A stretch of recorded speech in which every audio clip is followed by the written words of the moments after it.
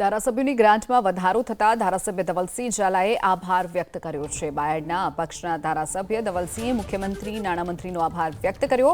ધવલસિંહે 13 ફેબ્રુઆરી 2023ના મુખ્યમંત્રીને પત્ર લખ્યો હતો। વિકાસના કામોમાં વધુ ગ્રાન્ટની જરૂર હોવાની પણ તેમણે રજૂઆત કરી હતી। ત્યારે આજે જે વધારો કરવામાં આવ્યો છે તેને લઈ અને ધવલસિંહ ઝાલાએ સરકારનો આભાર વ્યક્ત કર્યો છે। મુખ્યમંત્રી અને નાણામંત્રીને પણ આભાર વ્યક્ત કર્યો। કે વિકાસના કામોની અંદર વિસ્તાર ખૂબ મોટો હોવાના કારણે ગ્રાન્ટની ખૂબ અછત પડે છે અને મારી જે રજૂઆત વારંવાર કરવાથી મારી સાથે ઘણા બધા ધારાસભ્યોએ પણ રજૂઆત કરી હતી।